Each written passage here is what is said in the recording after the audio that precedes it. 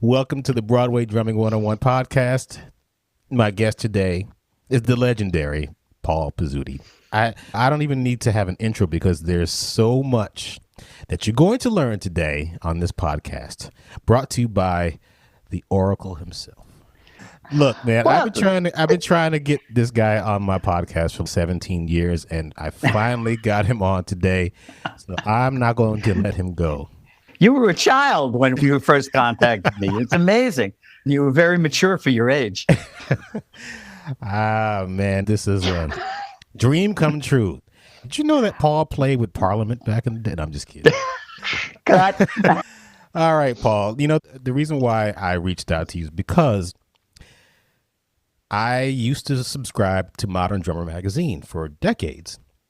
And I had this issue that I kept for some reason. I don't know why. It's like one of the 5 that I kept, but it was June, I think, of 1981, and it had the Broadway Drummers Roundtable, and it had you, John Redsecker, Dorian McGee, and Mike Epstein, correct?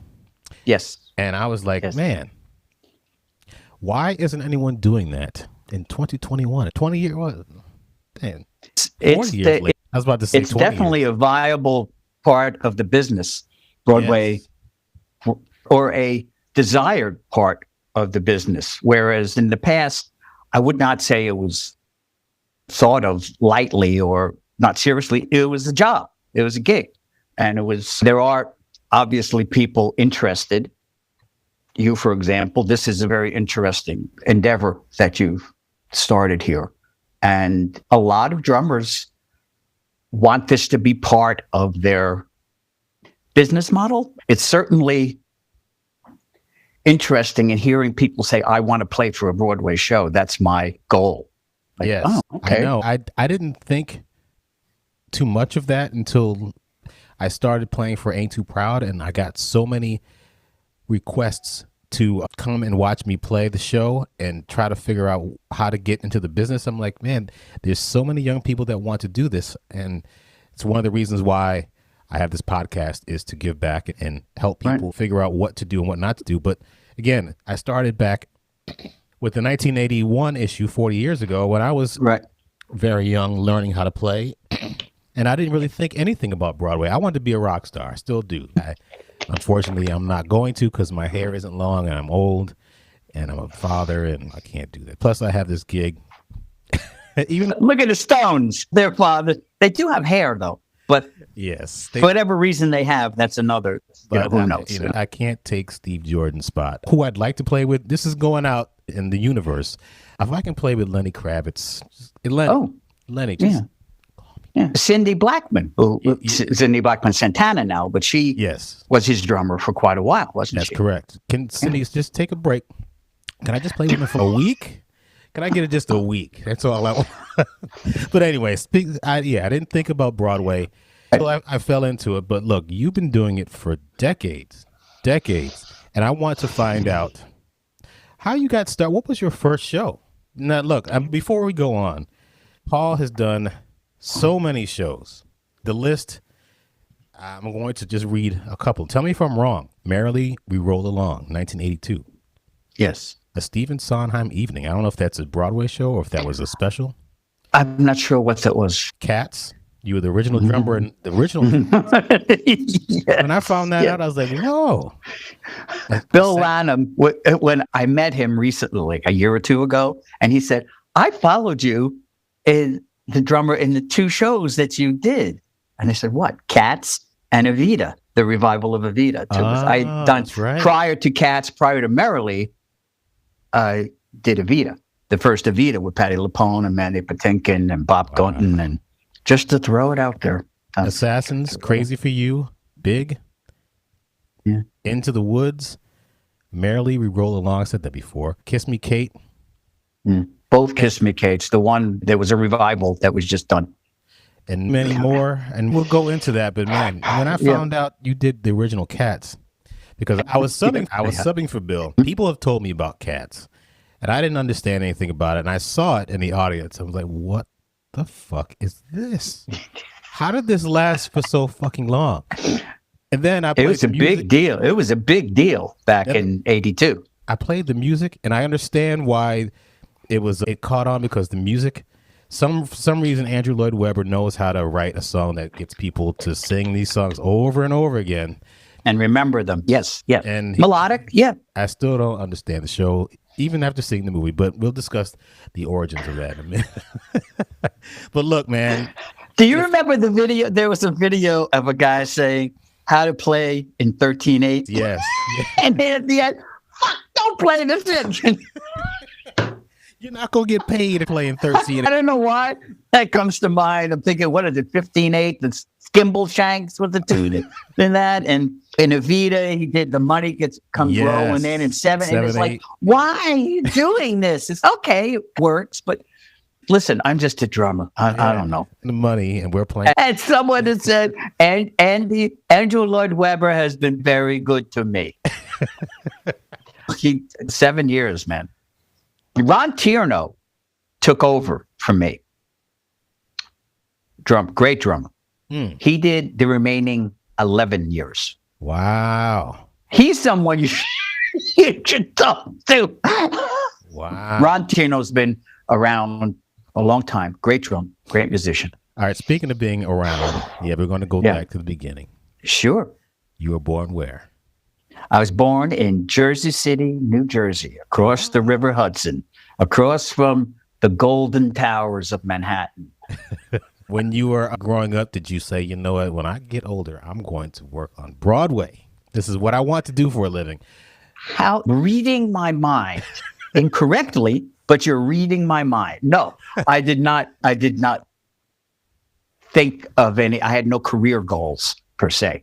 I started taking drum lessons when I was around 11. My mother asked my brother and I, do you guys want to play? Do you want to take lessons? And I think I'd been pounding on pots or something.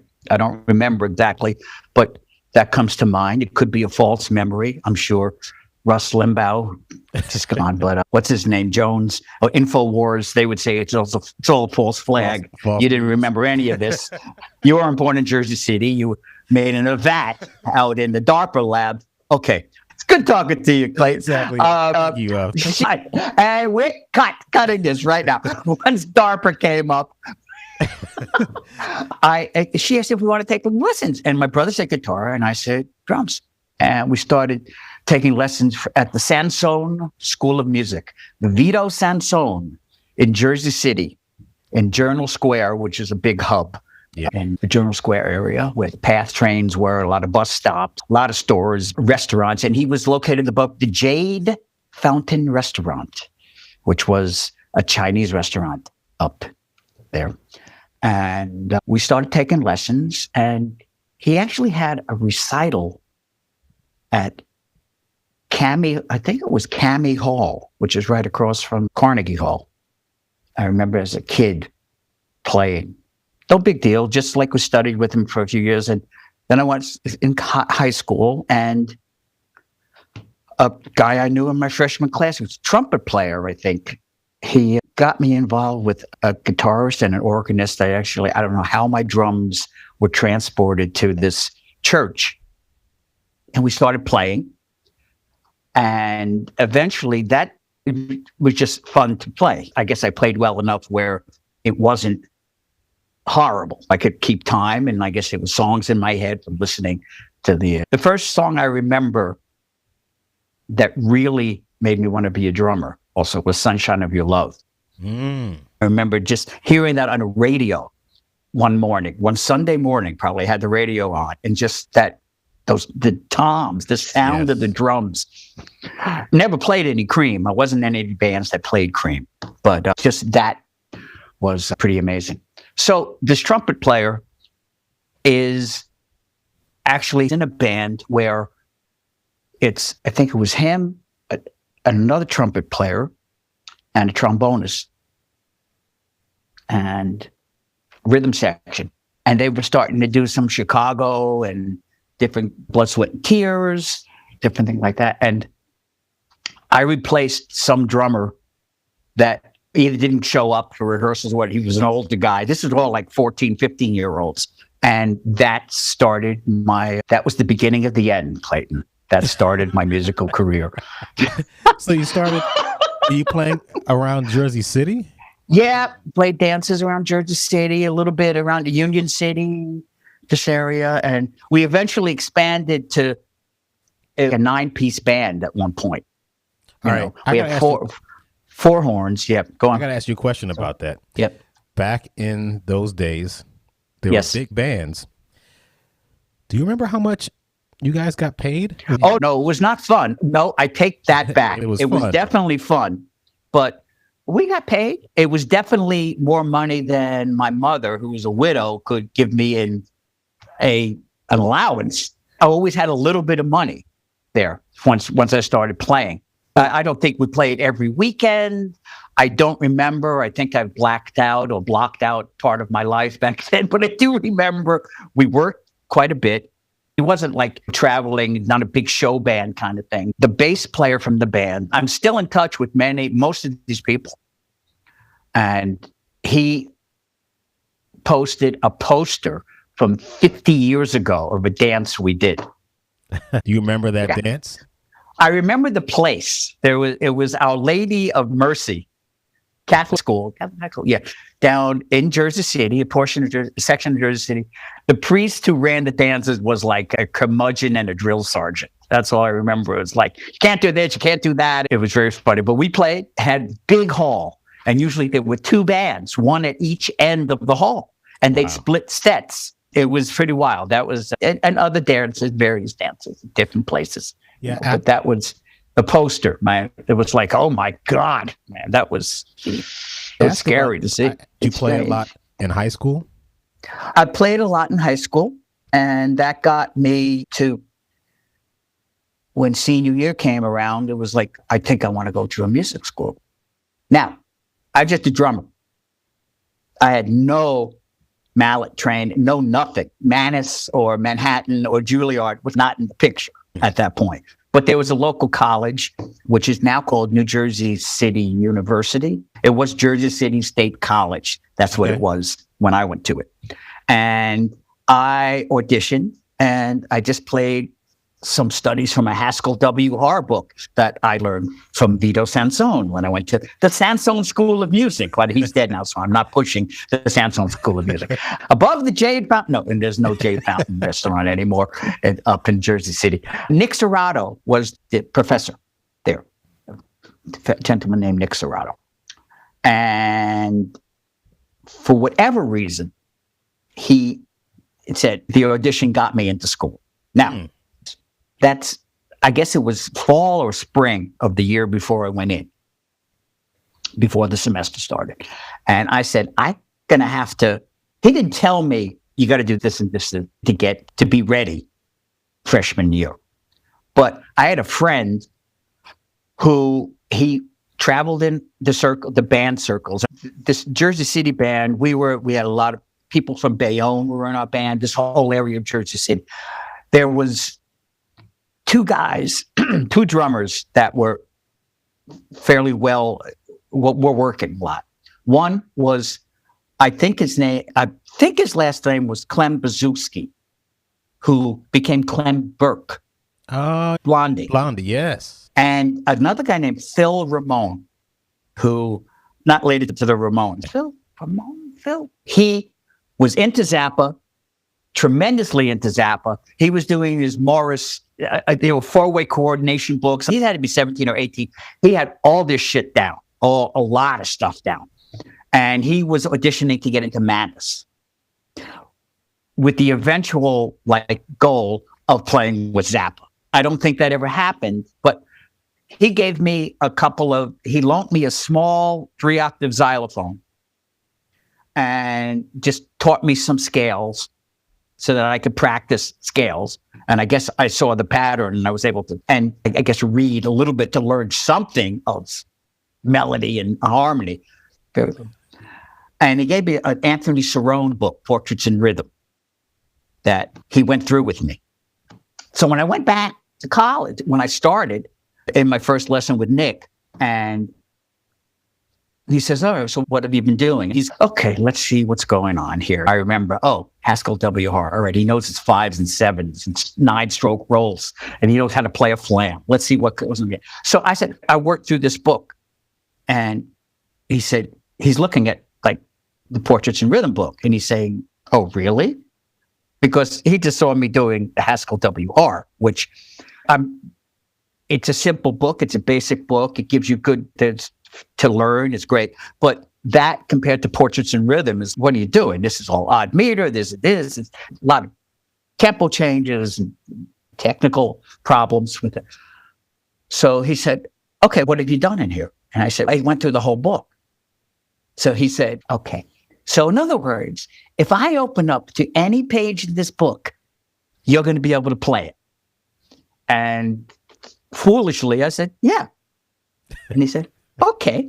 So he just opens it up, and I can't say I played it perfectly. I guess I fumbled through it, but he saw that I understood what was going on, whether it was odd meter or whatever the thing was, Portraits in Rhythm. So that started, he got me started on Broadway, actually, after a couple of years. Yeah, I did a lot of percussion ensemble, doing orchestra stuff. It wasn't on the level, the major conservatories, but it was like, this was a whole new world to me. When I remember my mother was like, I'd be gone from 7 o'clock. I lived close enough where I lived at home when I went to the school. And she was like, "You're leaving at 7 o'clock and coming home at 10 o'clock at night. What is going on?" She was like worried that I was into drugs, or she didn't know. And so she came to a percussion ensemble recital, the group, and Mr. Serrato just calmed her down. She wasn't screaming or at him, but she said she saw that I was not wasting my time, that I was like, there was a purpose to why I was gone so long. And, okay, so let's see. My friend Joe, the trumpet player, he started me on the road to perdition. Nick continued me on the road to perdition. It's been downhill from when I was 14. So this is just a continuation of that long slide. A long time. Wow. All right, but going back to this time period, you heard "Sunshine of Your Love" on the radio. Yeah. Ginger Baker's drums pounding in that very unique form of that song. Very African, which I didn't know at that point. By the way, speaking of Ginger Baker, did you ever see that documentary on him? Oh, interesting. The best part I loved was when they had the old map of the world, and every place he's been with flames. That was great. Burning bridges. And then in the very beginning, when he smacks the guy with the cane and breaks his nose. I forgot what it was called, but man, oh man, somebody said, "Beware of Mr. Baker." Yes. Beware of Mr. Baker. Yeah. And the way he wound up, it's like, man. Anyway. Well, he thought he was the greatest drummer in the world. Yeah, exactly. Or not the greatest, but the greatest rock drummer, or up there with Blakey and Max Roach and that. Yeah. But other than, speaking of drummers, who would you idolize back then? Who would you look up to and say, "Oh my God, I want to do that"? I really like Daniel Seraphine from Chicago, and Bobby Colomby from the first Blood, Sweat, and Tears album. Don Brewer from Grand Funk Railroad. Yes. I saw Grand Funk 3 times, and really enjoyed it. Although the first show I ever saw, first concert, was at the Fillmore East. On 2nd Avenue? Yeah, the original Fillmore, the only Fillmore East. I don't know. Three bands. Jerry Hahn Brotherhood from San Francisco was a jazz rock quartet, guitar, bass, drums, and keyboard. Opening for Blodwyn Pig, which was an English band, which was Blodwyn Pig, which they were they were a Jethro Tull-ish band with saxophone instead of flute. Opening for Chicago Transit Authority. This was before Chicago. I think they got sued. They couldn't call themselves Chicago Transit Authority because of Chicago Transit Authority. I think that's the story. But then they became Chicago after, I think, on the second album. I'm not sure. And that's the first show I ever saw. And that was great. Saw Grand Funk at Fillmore East, which was the best fucking show I ever saw in my life at the time. Wow. It was this trio. They were a perfect trio, man. They were a Better than perfect Cream? trio. I never saw Cream. Saw Cream. When I look back, I like Cream. I loved that. I will never forget that first feeling of hearing those drums and the sound of the guitar and bass, that fuzzy. Yeah. There was just something about Grand Funk that I really enjoyed. Emerson, Lake and Palmer, I went to see them 2 or 3 times too. I liked Carl Palmer a lot, but that's changed over the years. I was never a chops guy. I was never I loved Buddy Rich, but I didn't understand jazz back then. And although I'm listening to Blood, Sweat, and Tears, which is a jazz-based group, Chicago is more rock, but it's a jazz-based group. Buddy was he was the master. He was like God. He still is, but maybe not my cup of tea. But I usually say often, Clayton, who am I, man? If he's not my cup of tea, who cares that he's not my cup of tea, man? I would go pay, if he came back now, I would pay to see him. If Elvin came back, I would pay more to see Elvin. Oh, really? I saw Elvin once, and I didn't understand it. I saw him at the Vanguard, the Village Vanguard, and I guess I was in college. I must have been in college or shortly out of it. And he just did he had the 4 toms, and the floor tom was tuned lower than his bass drum. So it was just like, where the fuck are the sounds coming from? I don't know what's going on. And he's doing this thing with triplets between the toms, and he had mallets. And I just think when I met you and Bryn, I was going down to the West Bank Cafe afterwards to see Bill Hayes play. I've subbed twice. Ray Marchica's that's his Friday night. That's what he does. I played this Friday night with them as a sub, and I'd done it once before that too. And Chip Jackson is the bass player. Now, Chip and Bill played with Liza Minnelli for years in her road band, but he played with Elvin too. Chip Jackson played with Elvin. I don't know what albums he's on. He's the second bass player I've worked with that has played with Elvin, which Neil Kane was the other one. Did you ask them about their experience? I didn't have to ask him anything. But Neil Kane is the other bass player. Neil plays with Harry Connick's band. And the 2 shows that Harry Connick has done on Broadway, The Pajama Game and On a Clear Day, You Can See Forever. I also worked with Neil in the revival of How to Succeed in Business. Neil played in that too. So Neil's great. But Chip was, okay, I'll do this. It freaked me out to think that I'm going to play with this guy. This is like a Gary Burton, Chick Corea, Sway. The tunes are a mix of different things on this Friday night gig. So I go there. Chip, he introduces himself, or I introduce myself to him, and he's talking about all the great drummers. He's played with Roy Haynes, played with it. I don't know if he played with Blakey, Elvin, obviously. And I don't know what possessed me to say it. And I said, now you're going to play with Paul fucking Pizzuti. And he started laughing. And we played it. And for whatever reason, I enjoyed myself. As my wife said, did you enjoy yourself? And I said, maybe a little. I don't know. Did you like it? Maybe a little. But at the end of the night, he said he's very, I shouldn't say he points the finger, but doesn't hold back. She said, well, there's one tune where I just felt it was a little off or something like that, or I didn't like what you were doing. I don't think he put it quite in those words. And I said, I couldn't figure out what to do in that tune. You're exactly right. And it's just interesting that he heard that. That's very, very interesting. Last night I played with him again, and he said, I want to show you something at the end of the night. He plays the little drums. And he said, some people would be... And he sounded just like Elvin Jones when he sat down? He sounded just like Elvin. A white, older, still living Elvin. No, and he just did this thing. I don't know if we did a Mingus tune, Nostalgia in Times Square or something like that. And he just, which I didn't know before I started playing. And then I recognized it now. But he did something, and it was like, I said, yeah, Elvin would do this. And I said, how is he widening that backbeat so much? And this Elvin showed me. it's weird because he's playing the backbeat, and he's playing that, but the 2 and the 4 on the ride cymbal it's more like with the backbeat, he's playing a flam. The ride is not on 2. It's like a nanosecond before 2. And I got to sit down at a set of drums and just see if I understand what he was talking about. But I could understand the concept because he said that's what he was doing. And it took me a while to realize that, that's why I'm hearing this wide 2 and 4.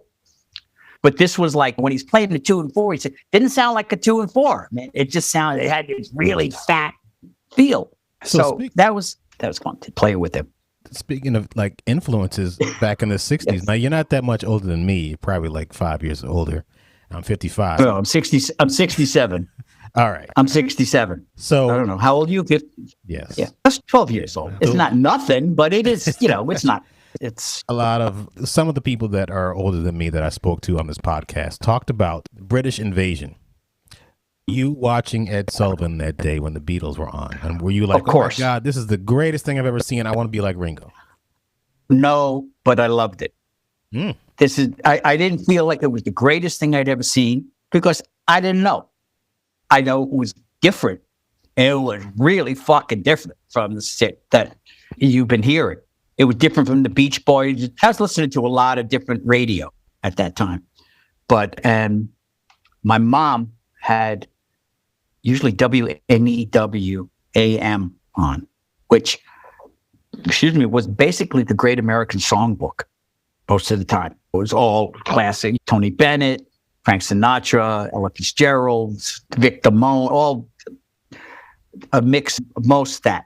And they didn't play any rock. But WNEW FM, that was the rock station. And I used to listen to them too. So it was fun. But the Beatles, I don't remember. I was 10 when they appeared. So I had to see it, but I do not remember it as being life-changing.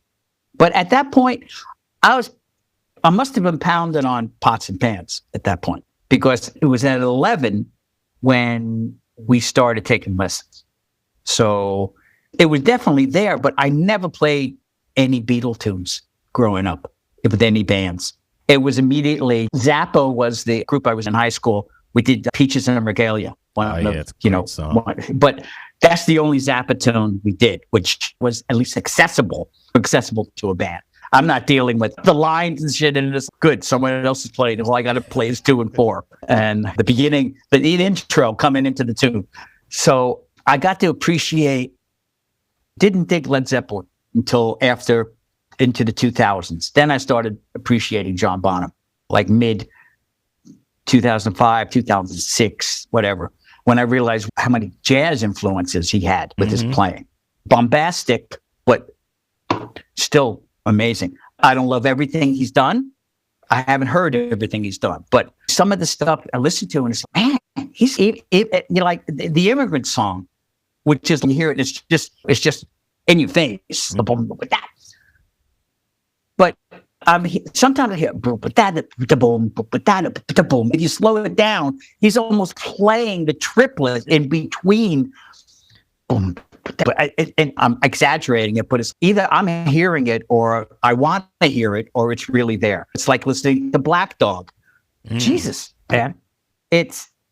How did he choose to play this shit? Yeah. I would never choose to play that if I first heard this melody. First of all, I'd say, why are we doing this? I don't understand it. He just came out of the gate full, what was he, 20? When the band's... But he was there already. It wasn't like he progressed. He was there at that point.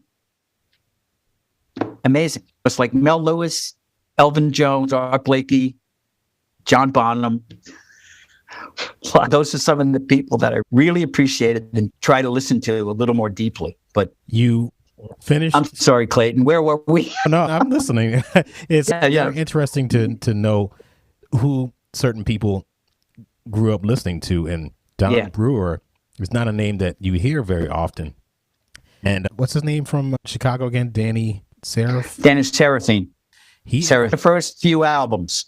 First, right. I don't know when, until it started becoming more of a popish thing. When Terry Kath, the guitarist, he died.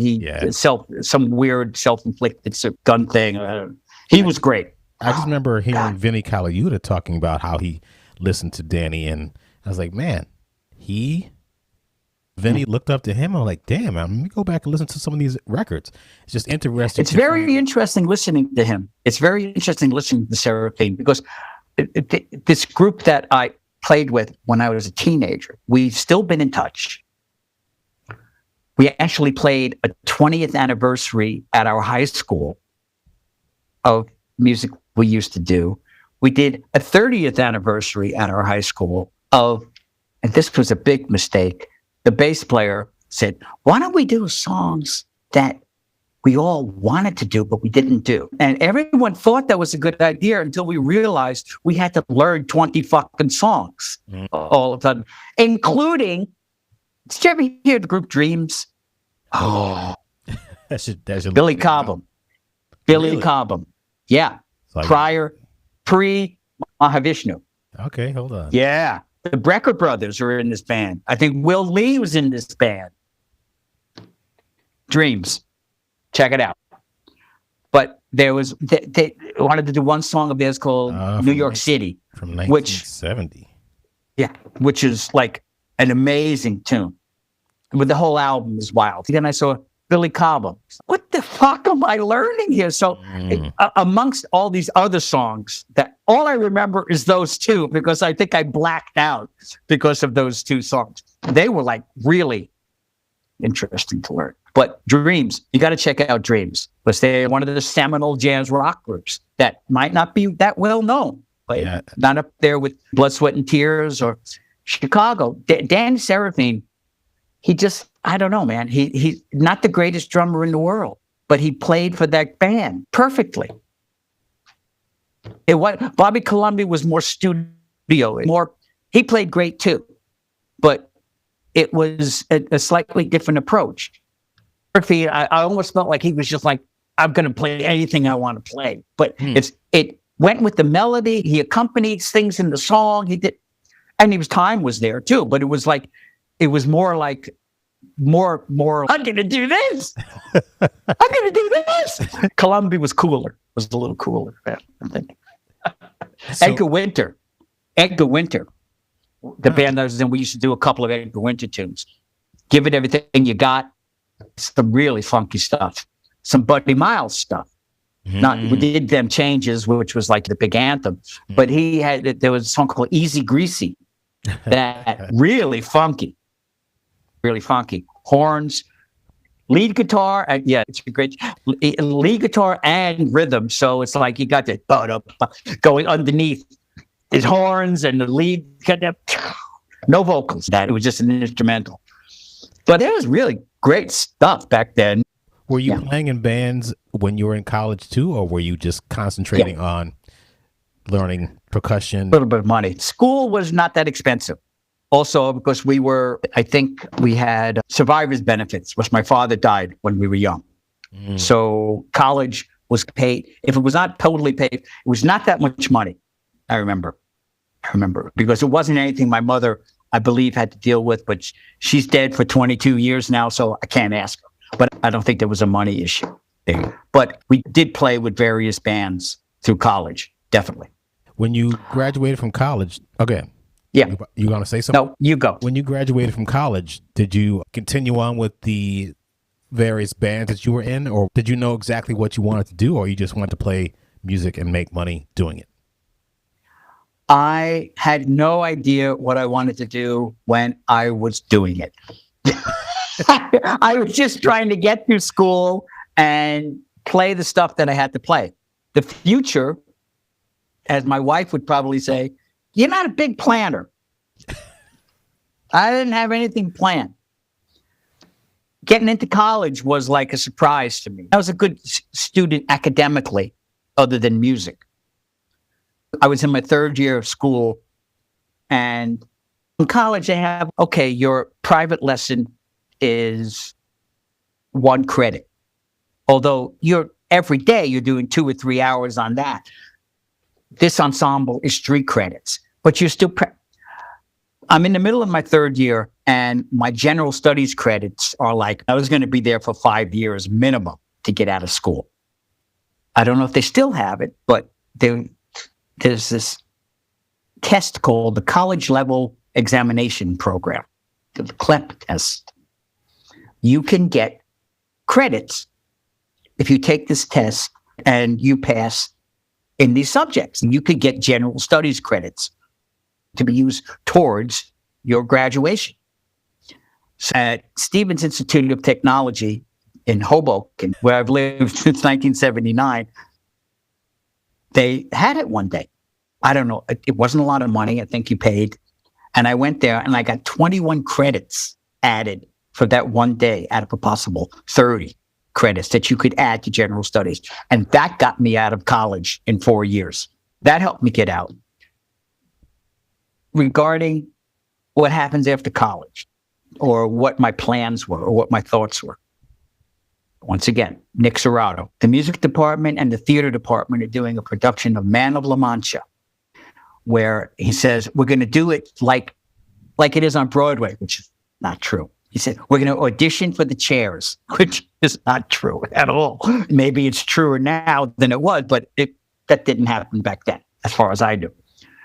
So I got there's timpani, mallets, and the drum set chair. I got the drum set chair. And I don't remember the performances, the rehearsals, the performances, or whatever. But he said to me that I saw that you knew how to handle a conductor, or you knew how to handle a show. So I'm doing Candide. Why don't you come in and look at it? Now, this is the Candide that Harold Prince was directing in the mid-'70s at the Broadway Theater or the Winter Garden. On Broadway. Where's Katz? At the Winter Garden, right? Katz was at the Winter Garden. So this was the Broadway Theater, Broadway. So I came in to see it, and this is 75, 76. Theater in the round. The drums, there's only one chair. There's not a percussion chair. It's just a drummer. He's got a bass drum, snare drum, like a bass, hi-hat, ride cymbal, crash cymbal, whatever. One timpano, I think some bells, and a big gong under the bleachers behind him. People are set up, it's like bleachers. They're all set up around the center stage. Okay. And it's piano and bass there, and the conductor. The band was in 3 other sections. And I don't think this is before, we're not even talking avions here. I don't think there was any speakers at all connecting the groups. Wow. And this is Bernstein. So I see the show. I don't even know back then I don't think there was recording devices back in 76. So I play it, and it's okay. The show's ending. And I'm like, oh, okay, great. And he said, the conductor's going to start the exit music, but then he's going to disappear. I said, what do you mean? He wants to get to his car before the crowds get out. Now, the exit music, Clayton, I don't know it well. I was never a classical person, but it's boom, ba-da-da, Candide. So I'm saying, boom, ba-da-da, and he's gone. And the band, it's crazy. The band plays it on its own. And that was my introduction to Paul Gimignani. That it was the conductor who disappeared as soon as he could at the very end. I think I'm going to have to do that when I go back. Ain't Too Proud. Next Saturday, our reopening night. I'll do the Benny Benjamin fill. 1, 2, I'm out. See you. What? The problem? What's the problem? Exactly. It's in time. So I did that. I subbed, and then I actually took over that chair. Nick and Eric Cohen, who were splitting the chair. Eric, who's been one of the percussionists in, what is the thing with the guy with the mask? Phantom of the Opera. Since opening, he's been, this guy, Rick Cohen, has been in that show, playing it. But he and Nick left to do a show called I'm Coming Home, Homer.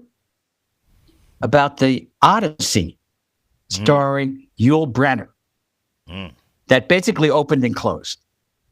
But they left, so I finished it with another one of Nick's students, Elizabeth Vakowitz, who I've gotten out of touch with. She was a great percussionist in school. There was a student there who was friends with a drummer named Mike Redding, who passed away in the early 80s. Mike was doing Godspell on Broadway, or off Broadway, which was at the Promenade Theater in the 70s on Broadway. And I started subbing for him. So now I'm out of college, Candide's closed. I think I'm doing subbing for Mike. They decide to move down to Broadway. Now, this is 70s. The 50% rule was nowhere even in the vicinity yet. So Mike tells me, listen, I just told the contractor I have to take off 11 times in the first month. So if you want the gig, it's yours. That's how you got the gig? Oh, I did it for about a year and a half on Broadway. Okay. What? Godspell. The original Godspell. Wow. That was Stephen Schwartz.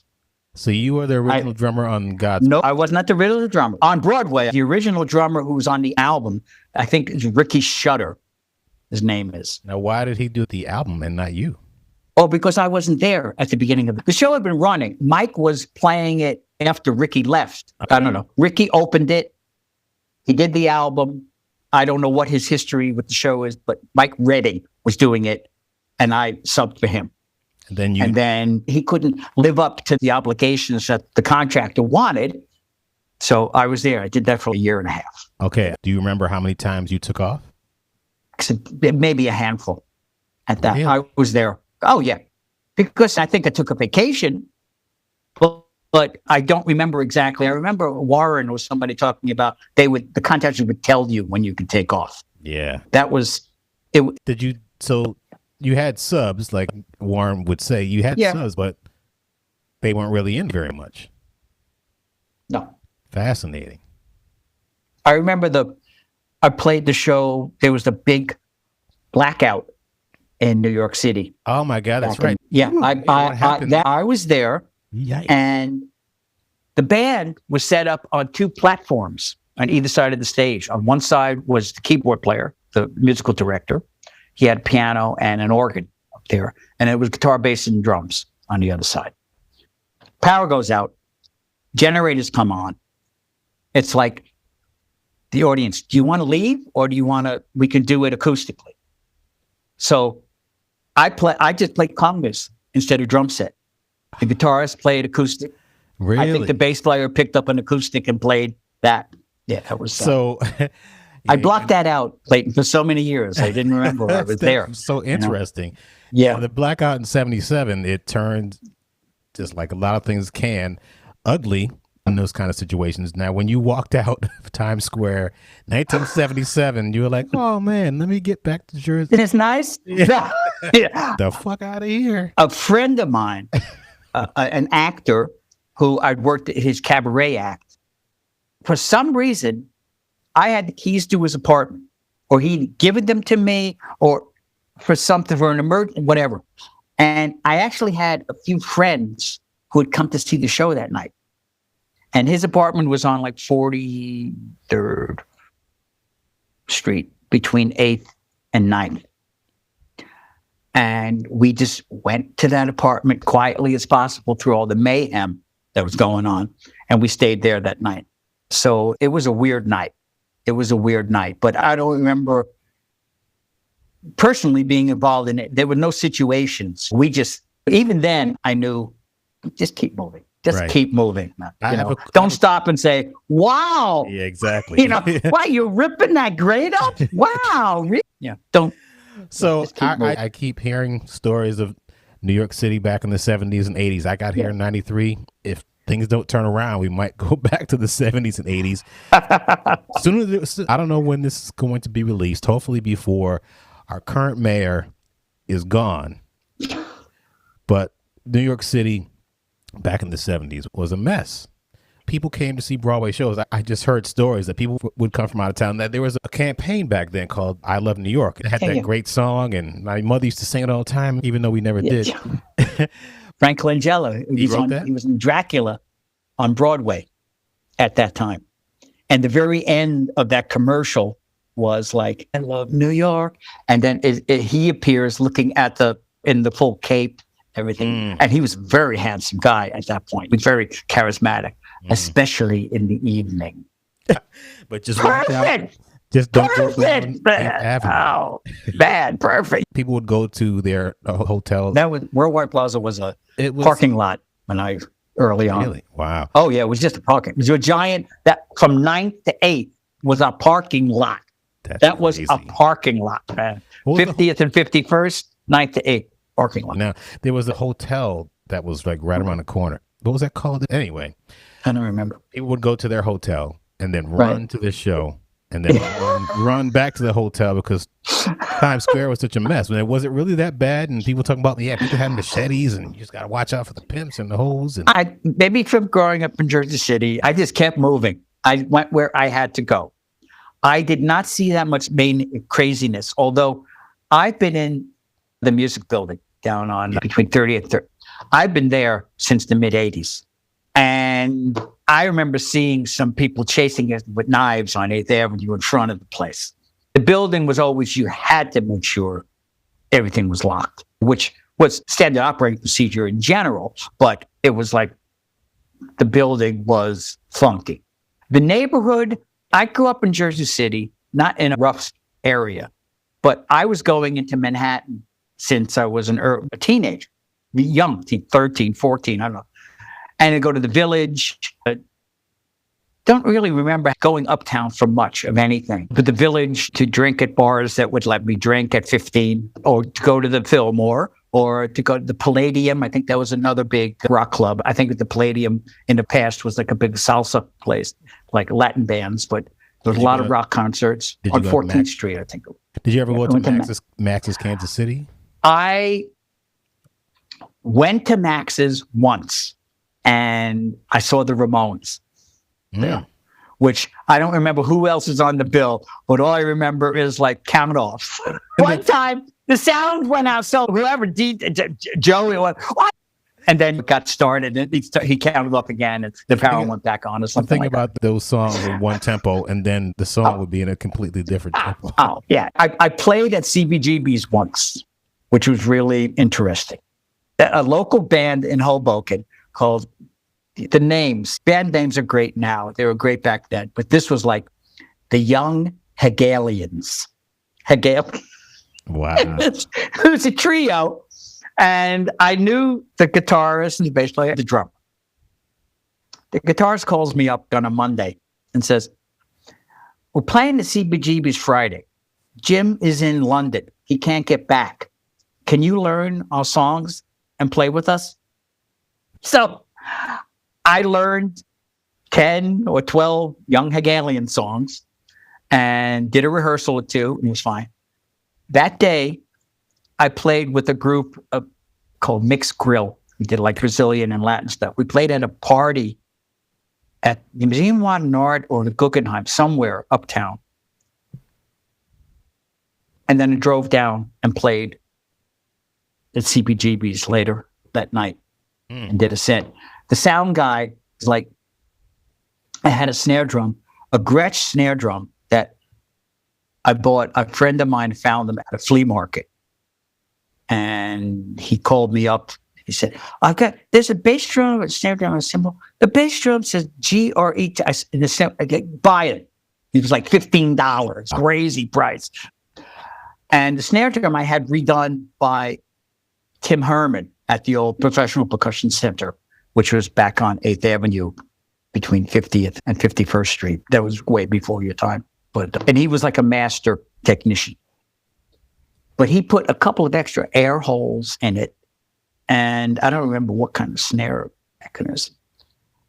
And then the sound guy at CBGB said, that's the loudest snare drum I've ever heard. And I'm thinking, this is CBGB's. This is the loudest snare drum he's ever heard. But it sounded great at low volume and rolls. But he said it was the loudest snare drum. So that's my It was CBGB story. because That's it my was CBGB coming story. from you, your sticks and your hands. Also, the accelerants that I brought on the way down between the Museum of Modern Art job and the CBGBs, it definitely Enhance the sound. It enhanced the sound, enhanced my driving, enhanced so many things. No accidents. Oh, But that's all. still- Accelerants, that could be anything. Exactly. That could be anything. Coffee, a lot of coffee. I had a lot of coffee. Yes. 1977, Godspell. Yes. You're in the middle of the forefront of new theater and things are changing. People are like, what the hell is this hair shit and Godspell? And let's go back to Annie and American in Paris, which you probably did all that stuff anyway. No, I didn't. I never did Annie. I never did American. I never did a lot of Warren classic. did that. Yeah. Warren did it. Warren, Marchica. Nick Storado is like older than I am, but he was like in there at that time too, playing a lot of shows. There's a lot of guys. I'm fortunate to have, I look back and it's, holy shit, man, I'm still alive. And number two, I've done all this stuff. It's pretty amazing that you've had a career since 1977 doing shows and testament to your ability and the gifts that you bring to the community. But just seriously, your talent, and obviously you know what you're doing and you're very experienced doing it. And to maintain a career doing this, it's not easy at all. And you keep getting calls, which is pretty amazing. So you got the Godspell thing, and that ran for a year and a half, correct? Approximately, yeah. I don't remember it precisely. But did you go right into another show right after that?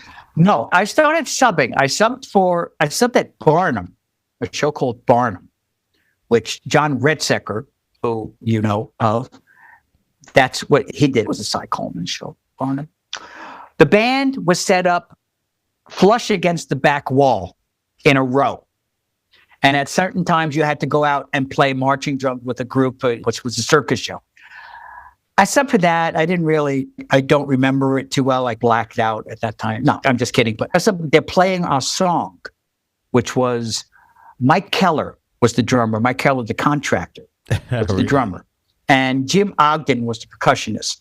Now, Mike and Jim, the studio I'm in and the music building is called the Black Hole Studio. It's called the Black Hole because in the old building, this was the second iteration of the Black Hole. The original Black Hole was on 7th Avenue near 50th Street. All the windows were covered by black drapes. So it was called the Black Hole. Black, like theater curtains, to cut down on sound. So I subbed there at those shows. I don't remember if I subbed at anything else at that time. I guess I was working enough where I was like, I don't think I was living home. I think I was splitting an apartment with a guy. Paul Gemignani calls me up and says, now this is right before Evita was opening on Broadway. And I've been looking at Evita commercials for months. They were like pushing Patty Lapone or Elaine Page, whoever did the London thing. So he says, they're having a little trouble with the band, with the drummer. And he said, this is like a Friday. Can you go down tomorrow to the Broadway Theater? They're going to do a rehearsal in the morning, and then they're doing the Sitzprobe in the afternoon. And he said, just talk to the conductor and tell him what you've done. And so I'm like, okay. I was young, foolish. I said, fine. Right? I'm playing a job by Newark Airport that night till 3:00 in the morning. I get home about 4. Now, I looked like someone from the San Francisco band, so Grateful Dead, and I looked like Jesus. My hair was like, I go there around 9:30, and I see this guy really bald. He's got a few medallions. His shirt is open like that. Very stylish, dress pants, lovely Italian loafers. And he's setting up stands. And his name is Rene Wiggert. This is the conductor. And I introduced him. So, oh yeah, Paul told me about it. Why don't you just go sit over there and we'll talk at lunch? I'm like, okay. The drummer comes in and he's got 2 floor tom-toms. And I'm saying, wow, what limited experience I've had on Broadway, that's weird. I haven't seen 2 floor tom-toms. Yeah, he didn't need them. That was his drum set. And now, Evita is stop, start, new tempo, this meter, this, blah, blah, blah. So I don't have the music in front of me, but I'm listening. They're stopping every couple of minutes because of him. And I could tell that. And so I don't know what's going on. So I go out to lunch with Renee and Andy Schwartz, who he's one of the union officials. He's been a union official for quite a while. And guitar, he's one guitar, and Steve Usher, they had two guitars, the show. I wasn't like, Renee, I really want to do this, and I've done this. I just told him what I've done. I did Godspell, and I've been subbing. And he said, okay, you got the gig. And I'm like, wow. What? I didn't say what. I said, okay. Like, yes, thank you. So why don't you come back and listen to a little of the Sitzbro, but I can't give you any music to look at. But tomorrow, why don't you come here at 10 a.m. with your drums? Because they're definitely firing the guy that afternoon. But he had to play the Sitzbro because there was no drum. And thank God they didn't say, go in and sight read it. You're the drummer.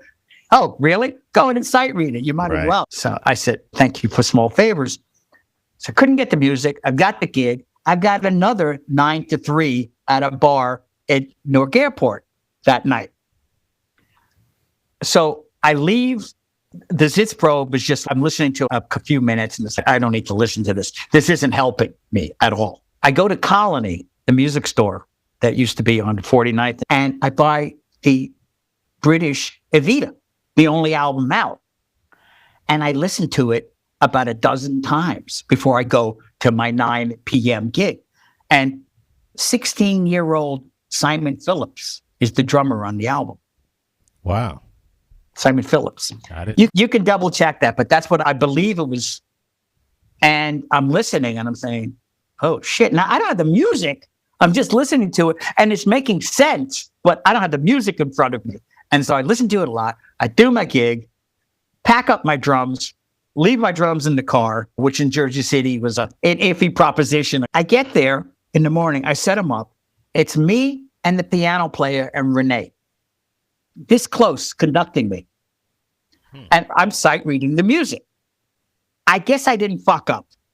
I guess I got through it, which was 1,000% improvement over the performance that they had dealt with. The orchestra comes in. I'm in the pit that afternoon. We're doing a minimal sound check. Monday, there's a rehearsal in the afternoon, and we opened Monday night.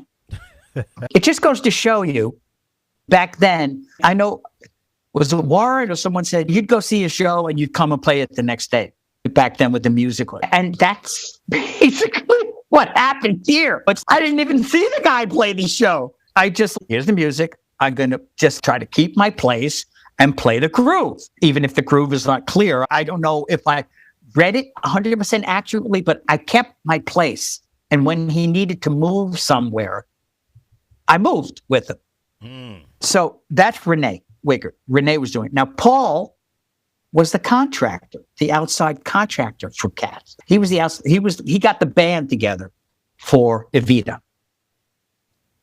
He was like Red Press or John Miller or Mike Keller. So he comes in after a year to take over. And then a while after that, Merrily We Roll Along is coming in. And he asked me to leave to go do that. And I go do that.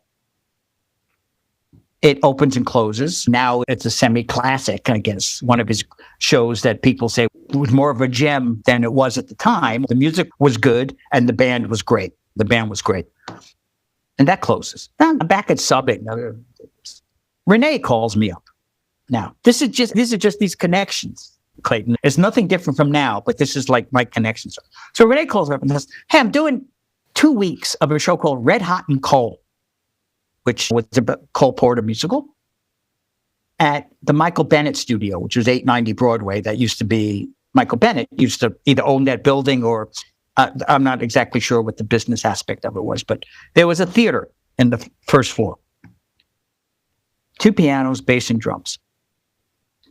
And Renee's playing one piano, and I don't remember the name of the other pianist. But they were having a jolly old time. It was great. It was fun. Bass player was a guy named Harry Max, who I hadn't seen for 50 back then. And I'm playing drums.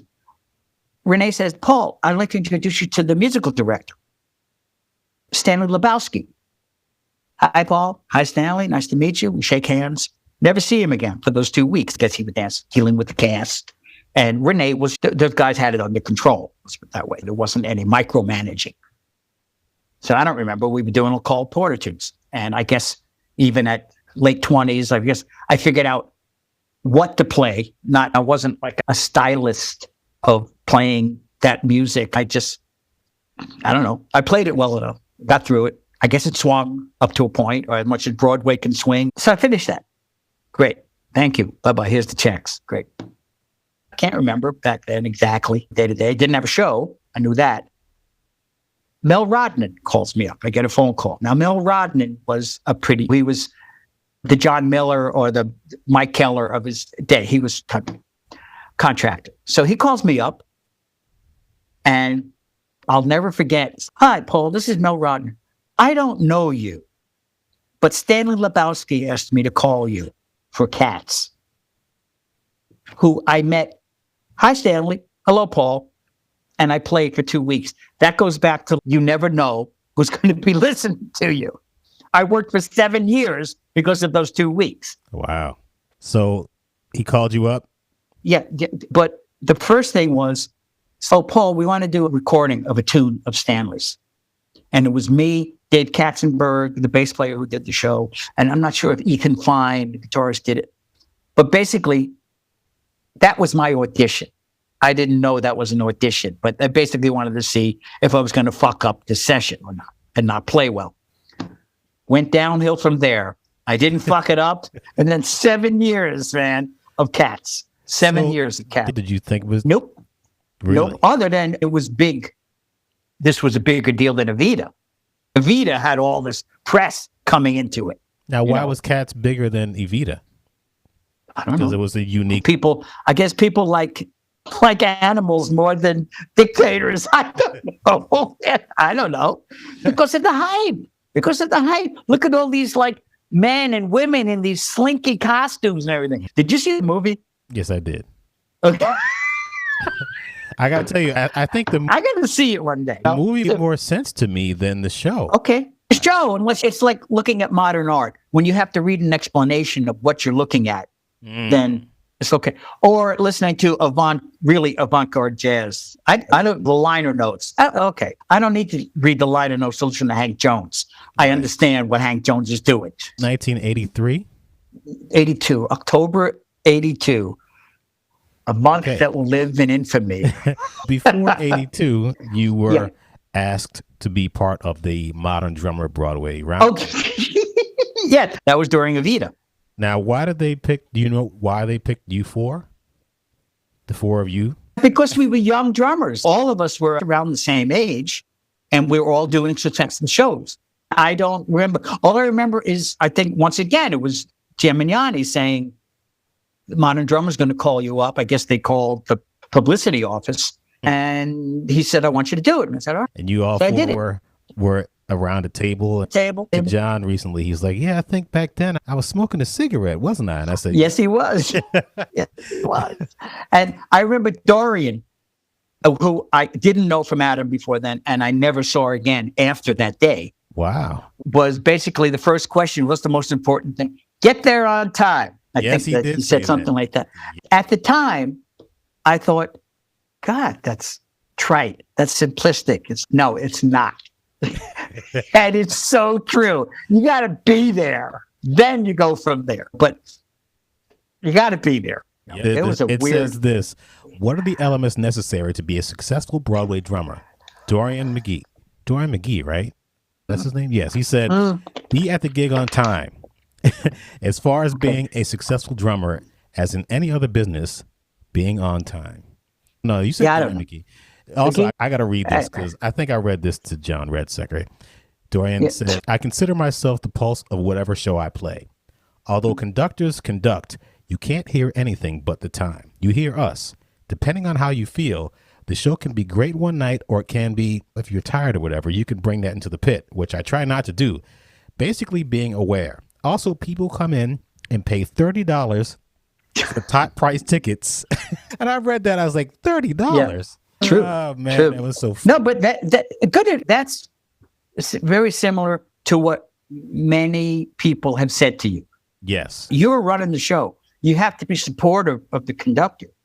You have to have the conductor believe you're on their side. Yep. That they understand if they're doing something weird or what looks odd, you have to be able to interpret that. I've been to some shows as a sub and looked at the conductor and basically said to myself, oh my God, how am I going to do this? But this was later on where it was the Walkman or something where you could learn the show. Basically, every show I subbed at, I memorized. So that when I was playing, I'm looking right at the conductor and say, I'm going with what I'm hearing or what the band is playing. I don't understand what he or she is doing, maybe, but I understand that doesn't matter because I am giving them what they want. Okay, as a sub, probably most people, you don't want to be noticed. You at the end of the show is, oh, X wasn't in tonight? You sounded great. I didn't even know he wasn't there. That happened to me once. Check. When I was subbing at Motown, a trumpet player came in and he wanted to talk to Buddy. He said, hey, Buddy. And then he saw me. Yeah. I sounded like Buddy, good enough so that you thought it was him. Yeah. Mission accomplished.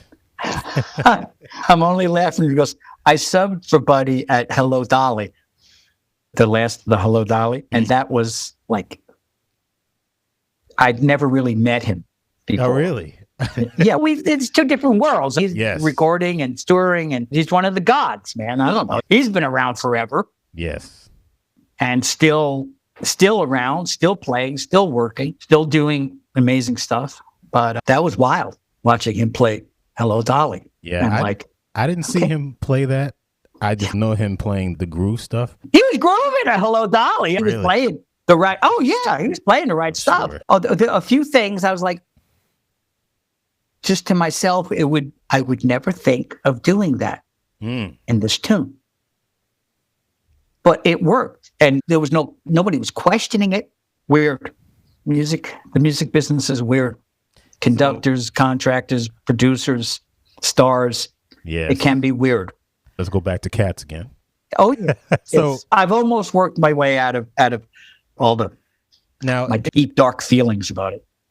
I tell a story when I came to New York in 1993. I was just eager to meet people, and I was walking in the Times Square area, and I saw this person with looked like a saxophone case on their back, and I was like, excuse me, my name is Clayton Craddock. I just moved to New York City.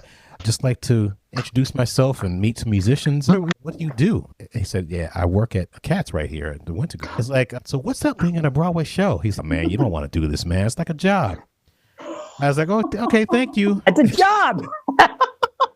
I didn't want to do a goddamn job. I wanted to be a rock star, man. I didn't realize that you can have a job playing music that you can either you love it or you don't love it, but you can play music and be a musician and make money and get a pension and health insurance, stuff that you don't think about when you're 20 or 25, however old I was. But he kind of scared me away from Broadway for 7 years. I didn't think about it until the year 2000 when I got a bus and truck tour and I started making money playing a show. I was like, wait a minute, this Broadway thing is interesting. But you did that for 7 years straight, and then you went on to another show. Now, you left that. Why would you leave something so secure? I remember at one point in the first year or two, leaning over to Dave Katzenberg, who was right in front of me, the bass player, and saying, I got 5 years in me. I don't think I can do this more than 5 years. And at the end of the 7th year, I was burnt out from it. I don't know.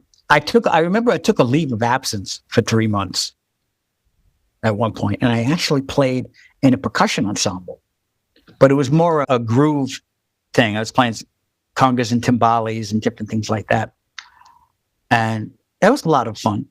I remember coming back, and like the second day, I felt as heavy and depressed and weighted as I did beforehand. Yeah, there were some problems in the band, friction between certain players, and it wasn't helping me at all. I don't want to get into it more than that because it is still a loaded thing with me. I realize it now as an older musician that sometimes I just don't want to hear some young players not doing what I think is supposed to be done. It just could be an attitude thing. I realize, oh my God, this must have been so much of a problem to certain people back then.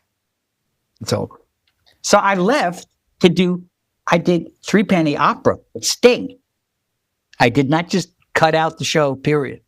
I left to do Three Penny Opera with Sting, which only lasted about 2.5 months. It opened and closed. It was weird. It was really weird. And it was with the Orchestra of St. Luke's. That was an orchestra that part of them did it. I guess it's like a 20-piece group in an ensemble for the show. But I played drum set. And so that closed New Year's Eve of 1990, I think, or the first day. I remember going to a party at a bar, and there was a percussionist named Bob Ayers, who very active, played great timpanist, percussion. He had opened up a music rental business, drums, and I guess rent the amps and all that stuff, but mostly percussion. And his shop was on 47th Street, 47th, between 9th and 10th or something like that. Like a 3 or 4 story building. They had the whole building with timpani, drum sets, cymbals, gongs, like everything you could imagine. And at that point, I was so fed up. I stopped playing for about 1.5 years.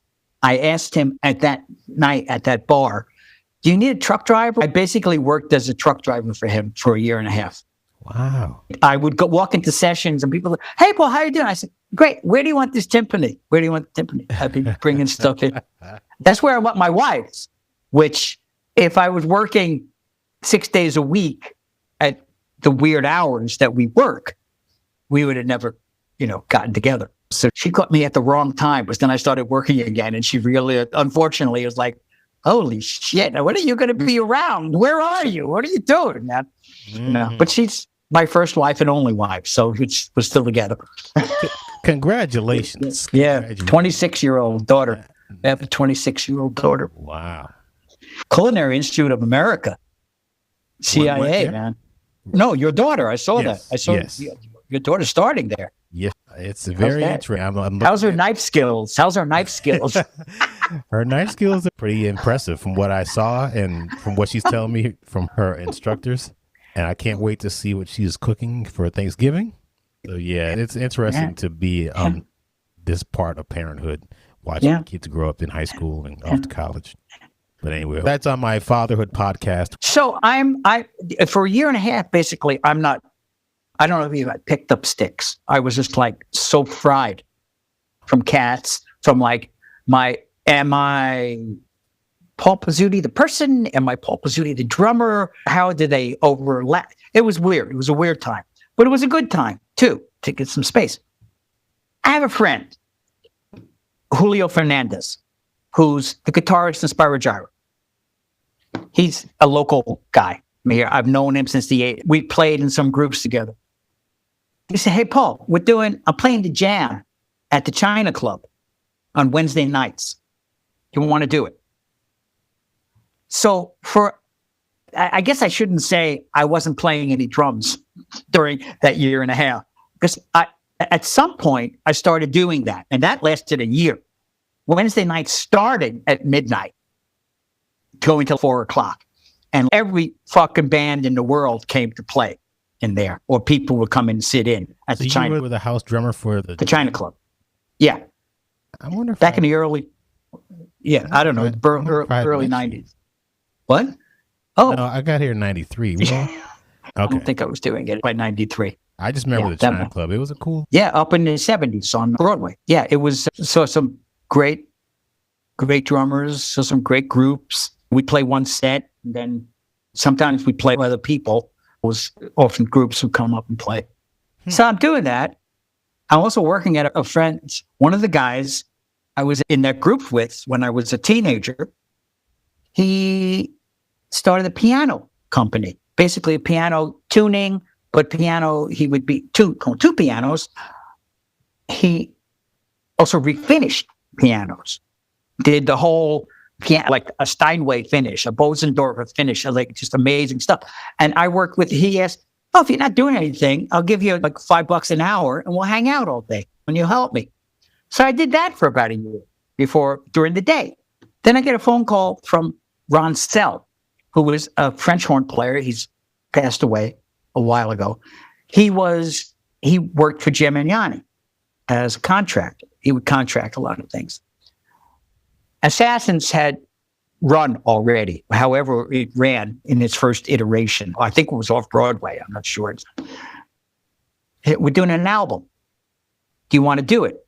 And so I jokingly, I didn't do it to him, but like, I guess I had a date book. I'm looking at my date book and it looks like the Great North and a whiteout. So I was like, yeah, I'm free. So I did the Assassins album, which I had no idea what the music was. And I knew anything about it other than it was about presidential assassins. So I do that. Then I get a phone call to do Crazy for You. That got me started again.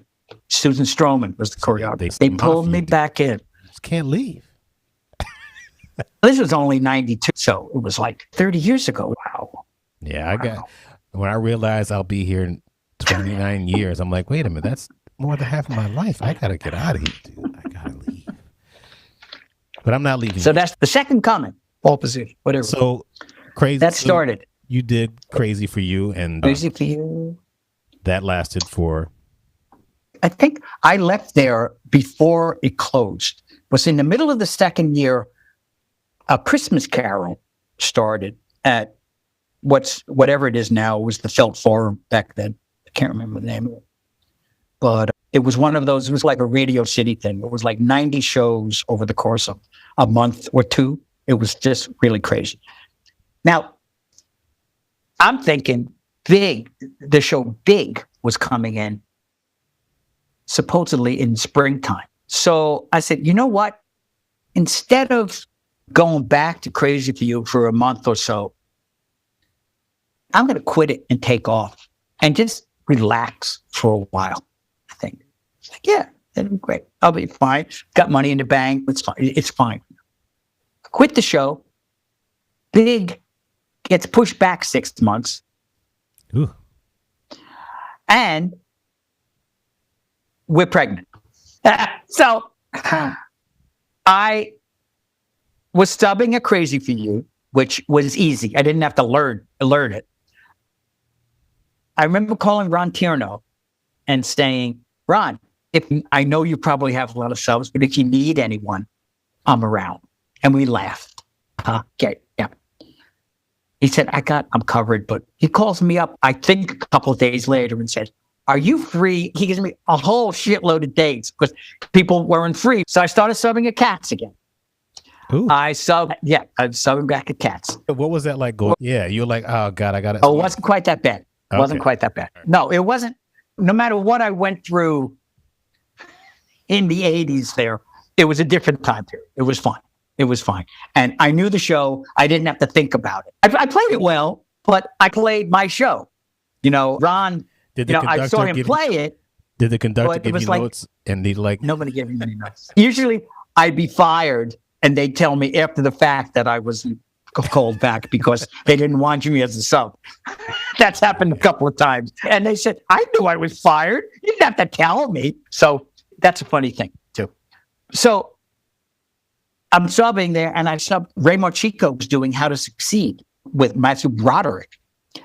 He got me to sub for him. I was subbing about 5 or 6 shows. I know that. 4 more shows other than, I don't, Crazy for You and Cats don't count really because I knew them. But there was a bunch of other shows that I subbed at. Then Big opened and closed in 6 months. It didn't do well, unfortunately. Where are we? Like 96? 96, yes. I don't remember. I remember subbing at Jekyll and Hyde, which is a wild show. Jim Saporito had the drum chair.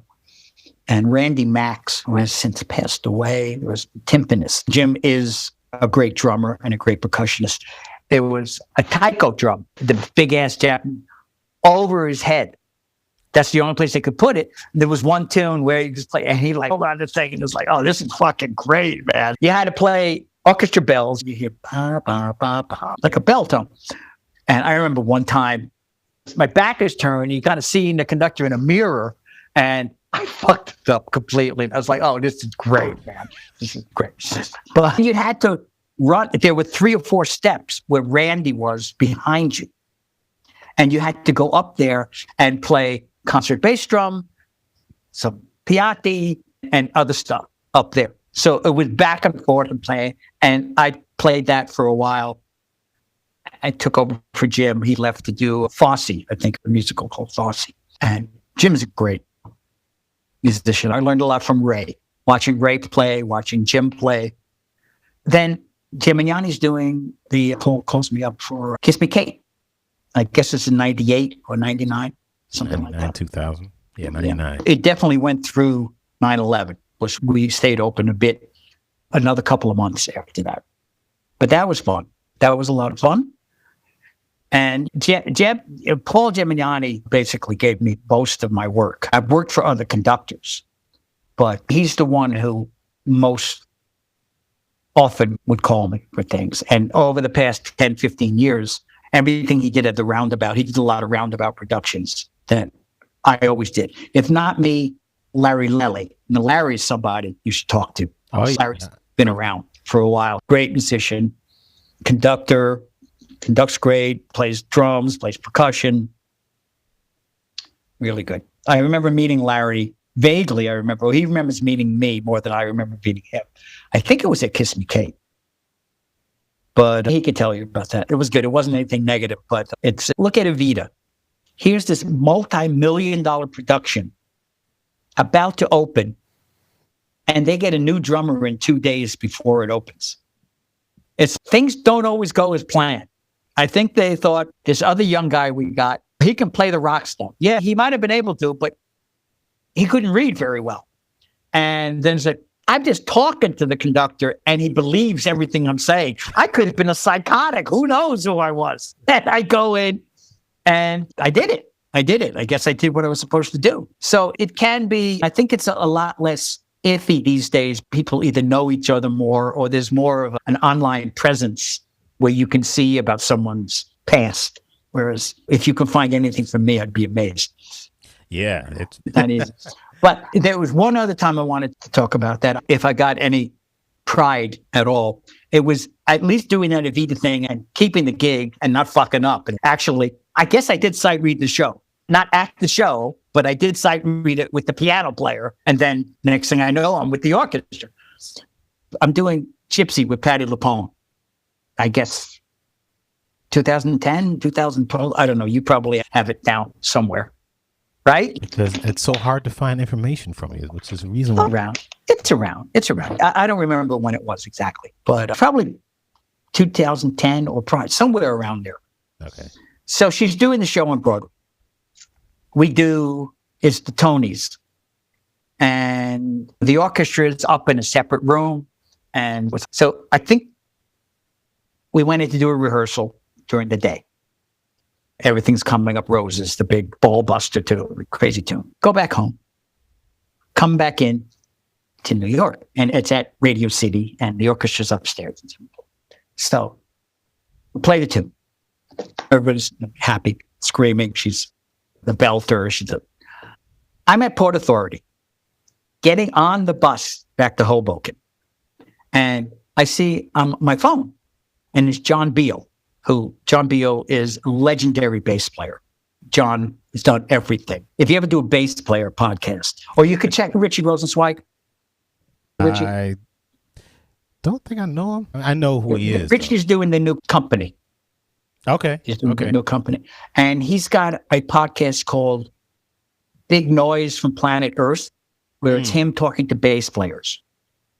And John is the last bass player of this season that he talks to. John has an amazingly varied career, but he did the Tonys for 30 plus years in the orchestra. So I'm seeing it's John Beal. Hey, John, how you doing?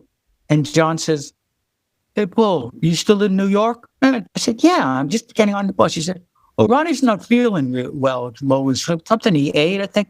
Can you come back and play the rest of the broadcast? And I said, oh, yeah, sure. So I get off the bus.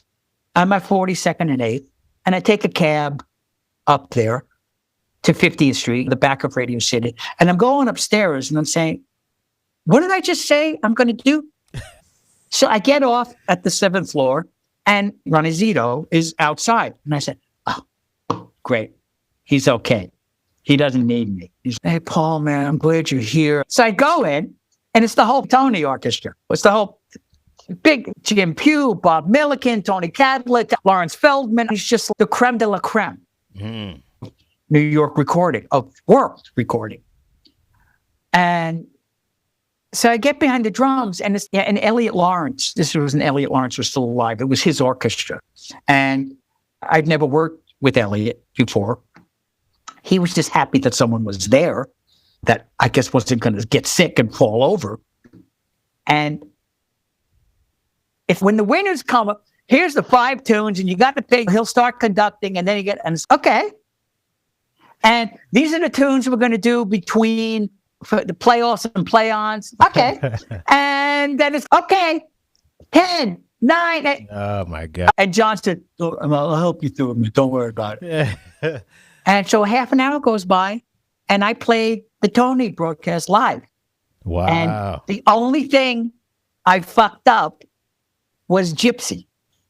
That's because funny. It was like not an arrangement that I was like reading it, but it was like slightly, I didn't fuck it up, but I was just like, oh, that's what I was supposed to play. Wow. So I thought that was like, okay, there'd be something that I could put on my gravestone. Sight read. What was this again? I don't know. Look at Patti LuPone, when she did Gypsy on Broadway. Come on, you've got monitors, you got the DARPA connection there. You can find it quicker than I can. I don't know where it is. And let me call Alex Jones, and maybe he'll. Oh God, that was like I felt, and went back to the show the next day, and the sax player, or the next day, or 2 days, whatever, and Adam Kolker was one of the reed players. Now, Adams plays, I saw him play a lot of jazz. I think I got one of his first CDs where it was John Abercrombie and John Ebert playing bass and Paul Motion playing drums. And I think he told Motion, went in and he played the last half hour of sight read. And like Motion's, I can't do that, man. I couldn't do that. It's Paul. Neither could this Paul. He just faked his way through it. But it was like playing to a track, to be perfectly honest. It was like, I was like playing to somebody's recording. The band sound, it was so easy. It was not terrifying because it was so easy to do. It just sounded so perfect that, oh, I'm just playing along with a record here. That's what it sounded like. That's what playing at Hello Dolly sounded like, playing for Buddy. The band was so tight and sounded so good that it wasn't like all I did was go along for the ride, but it was like playing to this perfect track. Sometimes it's just great. I remember looking, after I went in to see the show finally, to sub for him, I remember listening, practicing it, and it wasn't that hard. It was like an old classic Broadway show. And this is not, I didn't feel like any tumbling of my stomach or anything weird. It was like, this is fine. As long as I play with the bass player, the trumpets and the brass and the horn, they were just perfect. 2008. Yep. Gypsy, Patti LuPone. Okay, that's fine. I believe you. I believe it. I worked with her a lot. I worked with Patti a lot doing a whole bunch of her acts and concerts and various things over the years. That was, we reconnected. I didn't know her at Evita. That was, I think, her first big show, but I could be wrong about that. But she did a show at Carnegie Hall called, I don't know if it was Lady Sings the Blues or something. I don't know what it was. It was like a 9-piece band. And we met at the rehearsal studio. And I said, Patty, I did Evita. Oh, and it just and that went well. And then I started working with her a lot from then on. Whenever she was doing concerts and stuff like that, with that group or with smaller groups. And so that was funny. That was very funny. Elaine Stritch was another one. My girlfriend told me about her, and there was a documentary on her. Yeah, Okay. it was very interesting. I didn't know anything about Yes, her. I get a call from Red Press. I guess this is early 2000s. St. Paul, Elaine Stritch is doing an act at the Carlisle, and I'd like you to do it. It was going to be with a sextet, 3 horns, piano, bass, and drums. And I said, fine. He said, have you ever worked with Elaine before? And I said, no, you're in for a ride. And I said, okay. So I go to the Carlisle. I've never been in the room where all the Woody Allen and all the people play, whatever. And it's like the worst setup you can think of. It's basically the piano's dead center. The small stage is in front of the piano. The bass and the 3 horns were on the other side of the piano. And I was on the other side of the piano. So I couldn't hear the band. And they couldn't change the setup. And so she comes in and she starts saying, and I'm realizing, like, this is like playing for my mother. This reminds me of my mother. And it was fine. From then on, I didn't have any fear necessarily doing it, but it was like, oh. And I think Red said, this reminds me of my mother. And I think he laughed. I don't remember exactly, but worked with her for quite a while, on and off, doing concerts mostly at the Carlisle, I guess it was there. So it was just fun. It was just fun. Tell me about the transition from the 70s to 80s to 90s. How did you know I was transitioning? Oh, transition on Broadway. I'm sorry. So, hey, you can keep that in or take it out. Exactly. Whatever you want to do. Transforming it from not having monitors to having the hotspots to having headphones to not having a click to show always having a click. Was that something that you came to? Was it something that you just gravitated towards and just figured out, like, okay, I got to take this on. You got to do this next. Like when I talked to some drummers that were doing a lot of studio work in the 70s and the drum machine came out, they're like, oh man, either you adapt to it or you find a way around it or you do both. What was your experience like, the monitoring system and how you adjusted to that? And also with shows doing mostly click tracks now. I would say the vast majority of the work I've done is without a click track on Broadway. Maybe that's because of the conductor I work with, mostly. Paul does not like the click track unless you absolutely have it in the show. If they need to double track some vocals while the dancers are singing and they can't sing full out. So likewise, if I had, for example, I've subbed at Aladdin, there's no click, but I have the headset on as loud as my ears can take it, which I'm going to be going to Costco soon to get my hearing aids. But is there a click? Aladdin? I don't think so. Dolly, I had the headset on. And I think I had like my Union earbuds in, and then the headset over that, and just cranked it up loud, which then I could hear everything clearly.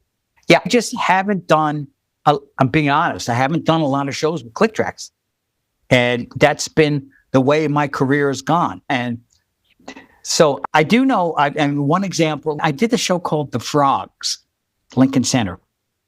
And stage is, the orchestra is like in a horseshoe around the stage. And once again, it's Paul Gemignani, and the sound was putting in these monitors around the horseshoe. And he said, what are you putting it in for? That way, the other side of the orchestra could hear, and it's like there's no delay. And he said, no, it's an orchestra. They know how to play together. Very old school. I didn't even put it old school. Very acoustic, very contemporary shows like Kinky Boots, Moulin Rouge. It's a lot more pop oriented. Have to hear what's going on. I think you have to hear what's going on exactly to be able to play with everybody. I subbed that Larry Lelly was doing $1 Million Quartet. I don't know if you ever seen it or know about the show. I had to memorize all the music. And it was loud on stage. The band, when Carl Perkins would kick into it was great. But I've just played in so many odd situations. I wouldn't say odd. It's just that not what I had to deal with. Headphones a few times, but click tracks, no. I remember going to see Ray play Mamma Mia once. And he was nice enough to he said, Paul, I got subs, but if you want to come down and check it out. And Ray's a great player. Ray, super consistent, plays great. And I'm looking, I'm saying, he's got to control the click for the band. He's got to, at times, you don't play. See, if I'm gonna, I feel sometimes like if I have a click, it's, I did a weird show. Okay, remind me, Come Fly Away. After this, it's the story, the Sinatra thing. I just saw what Ray was doing. And also, he's got the most, not to put him above anybody else, but he's got a really consistent rim shot, backbeat. Not that any of the other drummers you talk to don't, except me. I'm looking and I'm saying, he's turning on and off the click track. Every backbeat's got to be a rim shot, a nice solid thing. And yeah, but Ray's got the technique. That's what I remember. I just remember there's too many variables here for me to learn it. I think I had the music and I was like, I know the tunes. It's not like that, but it's luckily something else probably came up at that point. I don't even remember when I looked at him, saw him play, but it's been years. Anyway, he had me sub at the new Miss Saigon, which was fun and wacky at the same time. That was like wild. Because I took a picture of the drum set, the setup, and it was like, people are looking, it's like, what the fuck is that? It's just like drums, taiko, extra set of hi-hats with Chinese symbols on them, so you're getting that clang, orchestra bells, tempo blocks. That was on one side. Behind you, there was a full set of xylophone. Then you had to move to the percussion chair to play some chimes and marimba. Very simple marimba. Don't get me wrong, but you still had to play it. That was a lot of fun. Ray's always been a sweetheart to me. That's great that and the drums were like, got his pearl set or the pearl set there. You didn't have to exactly play what he played for fills and stuff, although I tried to, but I can't get out of my own ego sometimes. It's horrible. But it was great. What was the other one? Fly Away. Come Fly Away. Sinatra. The band is all these Sinatra veterans or bassy people. Wow. Jay Anderson was playing bass, who is great. Russ Kassoff was the leader. Jim Ciccirillo, I think, is playing guitar. All great players with long histories of this music. There's a click in this show. So it's that only the rhythm section is hearing. The horns don't have that. They're not listening to me playing to a click. I'm playing. I had to figure out, is it moving around a little bit? It's going with the vocals, but am I just going to play? It was a great experience. It was a lot of fun just playing with these people. But it was that was strange. There's a click experience that I had that was not quite like your regular click, a normal click. The click moved in tempo? Yeah. Really? Wow. Yeah. I'm sure if you put a click to the Sinatra tunes, it was as near as perfect as it probably could get. But for whatever reason, they put a click. One tune, they did a version of Take 5. Don't ask me why Take 5 was in the show, but they did Take 5. And that was without a click. And that was the hardest tune for me to play because I was so used to playing with the click that it was weird for me. It was weird. It was great. The band sounded great. It was a small group, but it's more exposed. And you got a drum solo. And the plus I'm playing a drum solo. Wow. Yeah, take 5. Not exactly I don't think you're playing the Morello solo, but so that was, I'm not a click person. I'm not the avionics and clicks and quantum mechanics and stuff like that. I'm not. I hear you. I'm not the biggest fan of the click either. And I realized that in my show, it's all click and you just have to play with it. Understandably, it's just the way with all this dancing and stuff, they want everything to be consistent. When I first started hearing clicks on Broadway or of clicks, take it with a grain of salt. I remember doing a summer stock tour when I was 19 of No Nanette, an old Broadway musical. It was one of the new revivals in the 70s that all of a sudden was a big hit because it was from the 1920s. I don't know. The lead comes over to one of the pianos. It was 2 pianos and percussion. That was the tour that we did. She comes over to the leader and says, "Oh, that tempo was too fast. Yeah, slow it down a little bit."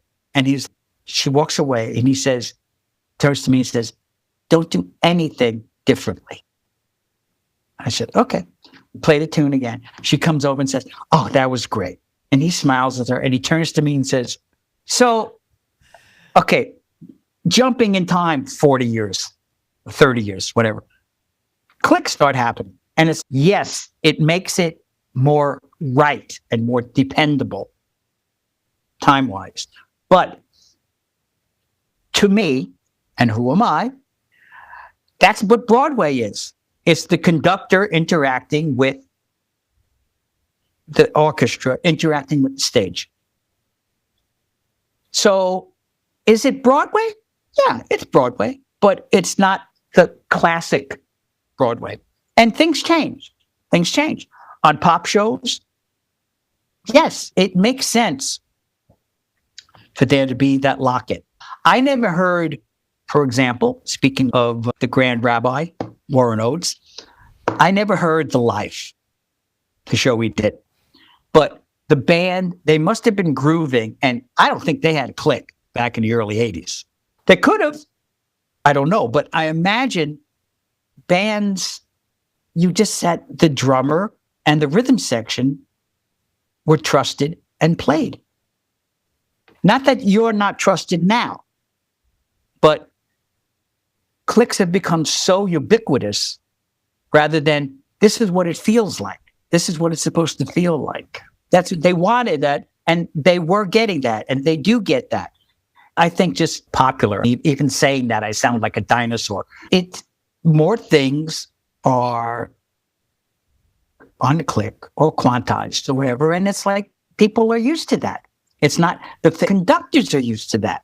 And the feeling is that if A through Z has done this, A through W, then if we're X, we have to do that because that's what everyone's used to. It's not, unless you're going to really, I was a little surprised at Come From Away that there was a click track. But you play with the click. It's interesting that it was movable. And I'll use that lightly in the sense that at times there's certain Sinatra tunes where all of a sudden you might slow down. But it was swinging, Clayton. Believe me, I had a ball playing it. It was, once I realized I could ignore it and just use it as a signpost. Yes. I'm no Vinnie Colaiuta or anybody else like that. They have innate time, but they can make a click track sound invisible, like it's not really there, which they're playing the time. It's just a different thing. Old Broadway was more that period between opera. Is like the people's opera, the stage productions. Interesting. Contemporary music was still jazz or big band or swing. Yeah. Up till when rock came, hair and all that it's a completely different animal. Yeah. So Godspell, all those things. There wasn't any click track back in Godspell and all that stuff, right? No, but there could have been. I don't know if there wasn't a new one that Shannon played, who I don't really know. And I'm not saying it in a disparaging way. I'm just saying I would be surprised if the new Evita, or I don't know, did Evita have click? No, it didn't. That's interesting. Hello, Dolly, have a clue? No. So you can. But that's an old school show. Yeah. The conductor was expecting the band to play. And it was like what Buddy played was timed so simple, but so perfect. Just as a backdrop to what was going on. But some things were like, I had to, what? Really? That's great. But I would never think of doing a Purdy shuffle in this tune. But it was subtle. It was subtle. Let me fast forward to 2019. You did Kiss Me, Kate. Yes. Love it. That was a click track on that. No. They and also around about at Studio 54, the orchestra is set up on two different sides of the theater in the boxes. Yeah. So I think I had the Avion, believe it or not, just a speaker. I don't remember if I had an earbud or not. And I played along with, John was playing bass and Jason Rothberg was playing guitar. Jason. And I could hear the horns from the other side, and I just played with them that way. The original Kiss Me Kate was done in the theater where Moulin Rouge is, and the band was set up like a regular pit. And that was, you could hear everything. There was definitely no speakers in that. There was definitely no speakers. One other thing I'd like to ask you. Yes. Going from only one? Going from the 70s till today, seeing how the pits were actually Broadway pits and the sound would go out to everything being mic'd to then going into drum booths and having everyone being separate. You saw the evolution of all that. Must have been interesting to say, all right, your show now, you're going to be in a drum booth. Were you like, what do you mean I'm going to be in the drum booth? Why can't I be with the rest of the orchestra? With me, it was more putting panels around me. I wasn't necessarily in a dedicated booth in the shows that I've done. Not, once again, I'll just go back to Ray doing Mamma Mia. That was like the first time I saw a booth. He was in a booth, doors and the whole thing. I wasn't hired for those shows.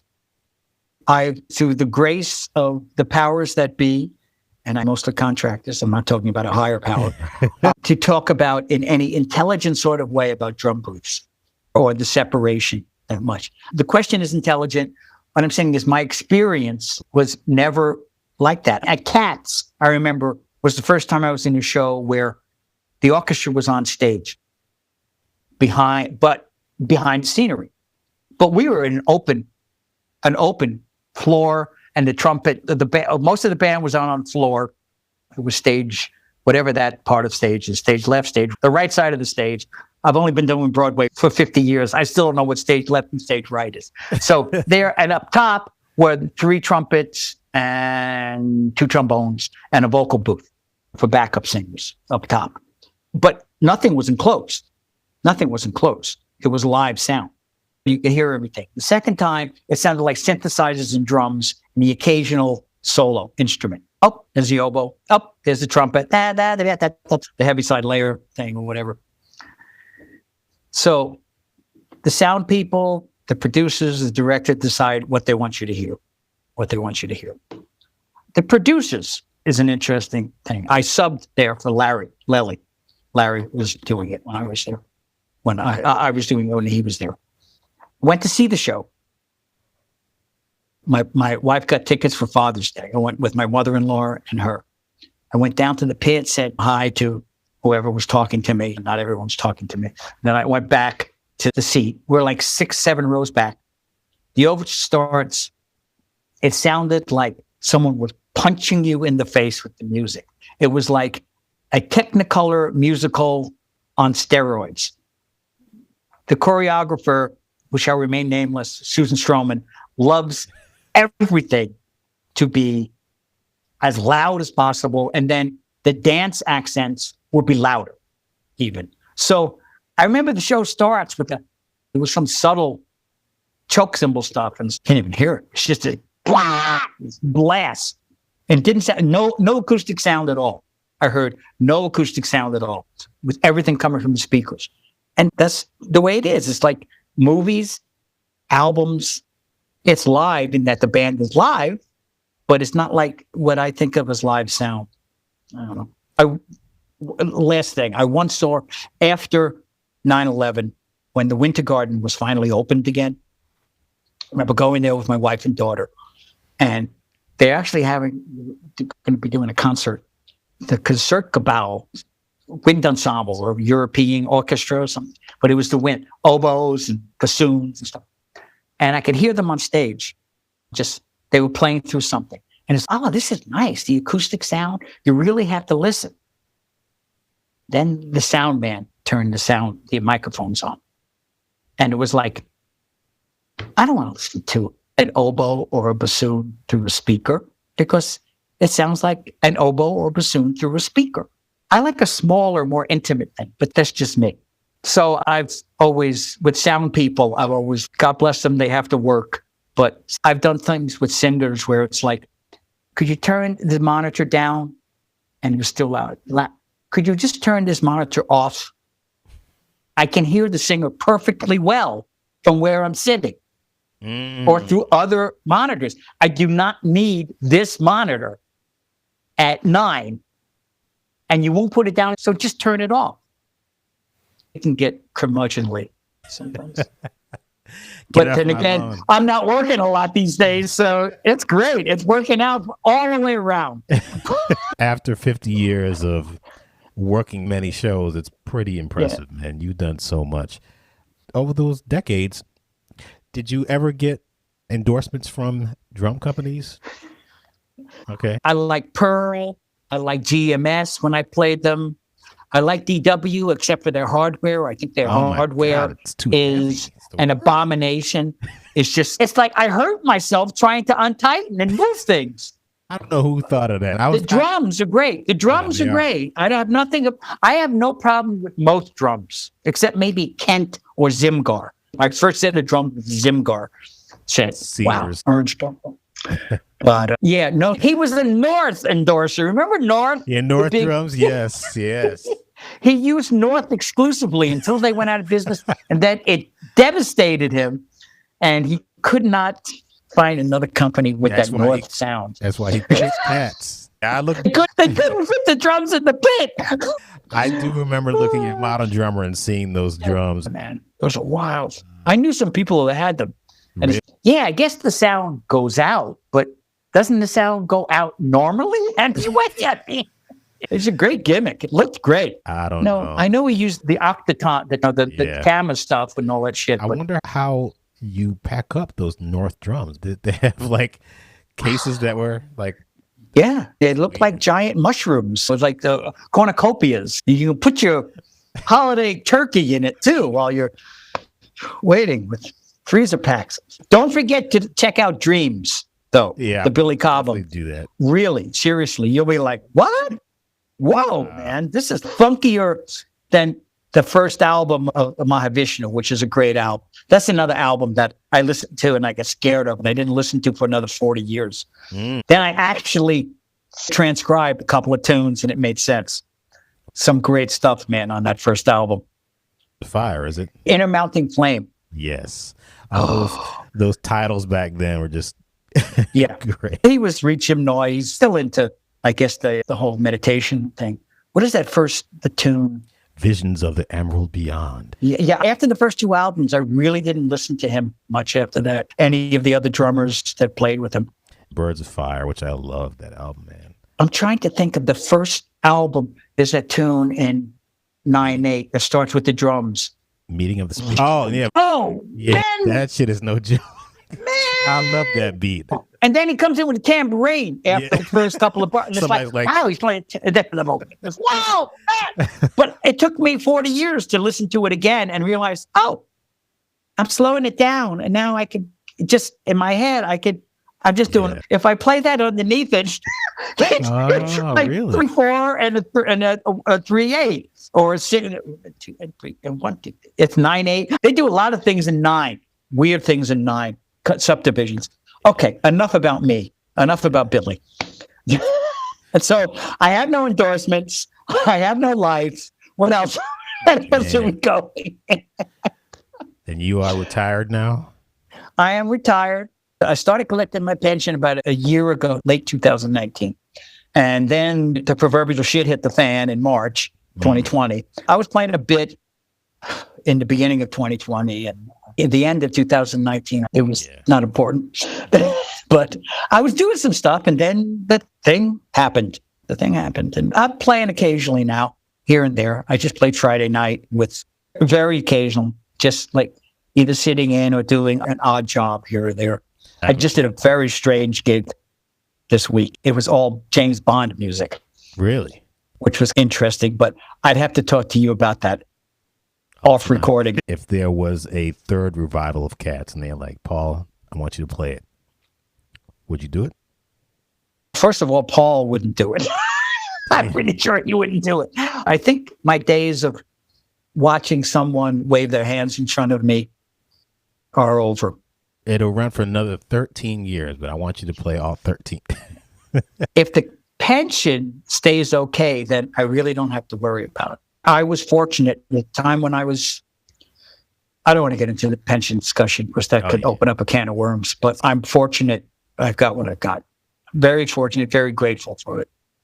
I want to be like you because I'm ready to retire. Actually, I'm not really ready, but I'm ready to move to another level, just like you.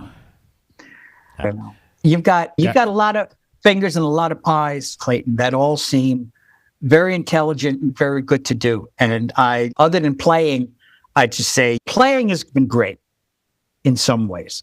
Playing has been a mixed blessing in other ways for me. When I stop and look back and I think, wow, I mean, I've been doing this since I was like 18, doing shows. And before that, I was playing and I think I was having fun.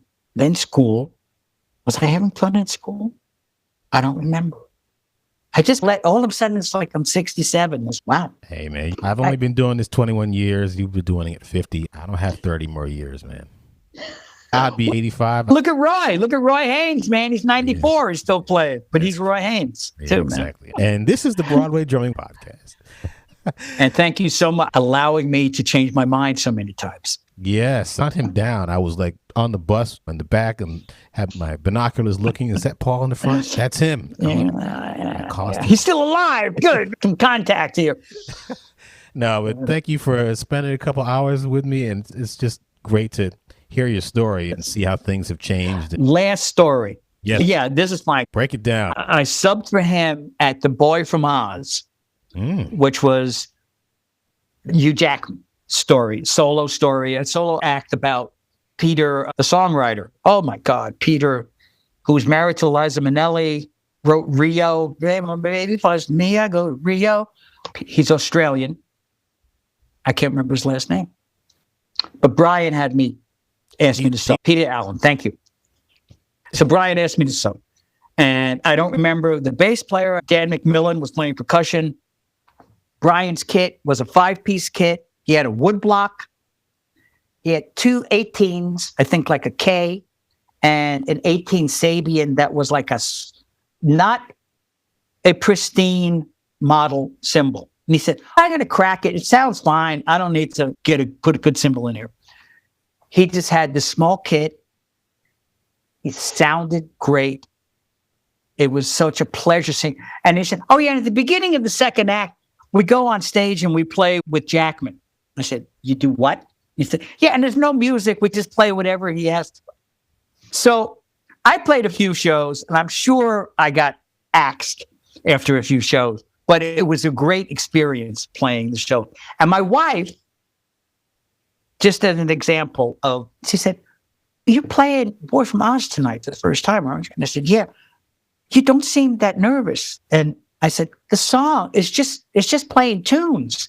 And the band plays so great. And Brian, it's not that, I shouldn't say it's not that hard because Brian is Brian and I'm Paul. I'm not Brian. And I don't have the experience Brian has playing so much out of the pit. Just something that many people say, you've got to bring, when you play Broadway, it's versions of the music that you're playing. Types of, an example of, it's not the true music, but you got to know the true music to be able to play the Broadway version. You got to know the real stuff well enough that you can deal with this or whatever and know what that person means and know what it means to the music. It's to play as much as possible and do as many things as possible is the most important thing. I saw your Latin thing. You had a video of some Latin band playing in the Bronx or something like that. Oh, yeah. It's a great thing. The little bit I've done of that with the real people, it like, oh, that's what that means. Or, oh, yeah, not that I can do it well, but the familiarity with some of that stuff, so good. I'm working on. All right. Brian, sorry. you were about to say something about Brian, but I can't remember what you were going to say. I don't know. Other than it was a pleasure watching him play. Oh, yeah. It's a pleasure watching him play. And I remember, one time he's doing the revival of the Chorus Line, and he was doing something at one of the concerts, and he sat down at the drum set, and I'm looking at the part, and it says something like woodblock, and he just does a knock on the side of the snare, or a cross stick thing. And it's like, he doesn't even care whether it's a woodblock or not. That's fine. I mean, it sounds like a woodblock. It sounds perfect. And the groove was perfect. It was like, I don't remember what tune it was, but it was like, I love listening to him. He just makes the drums come alive, man. I wish so I many could people see do. him play. Yeah. His stories. Wow. It's just, This has probably been about an hour and a half too long. I hope you've got what you need. And yeah. my daughter will be happy to listen to it. This My is- wife this said, is- you should do it because Emma will want to hear it, man. It's okay. Yeah, this is the archive of the Oracle. Well, I'd love to hear the section. And we didn't do any more about endorsements or anything. But he doesn't have any. Okay, moving right along. Yeah, my Ableton shops are unable. It's like, yeah, great interviews of the other people. I haven't listened to the Merendino interviews yet, but Seligson, Warren, Sean, Yeah. Ray.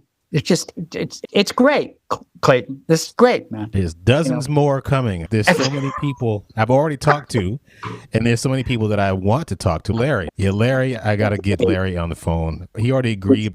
It's just a matter of setting up a time and nailing things down because schedules are all crazy now. But or dealing with psychos like me. He'll do it. Paul, thank you very much for doing this. I really appreciate it. I appreciate the call and I appreciate your patience in listening to me talk and in allowing me to do this. Clayton, thank you. I will see you soon. Okay. And enjoy your semi-retirement because I know you're back playing. You stop. Like the mafia. Exactly. Take care, Clayton. Thank you. Bye-bye. Goodbye.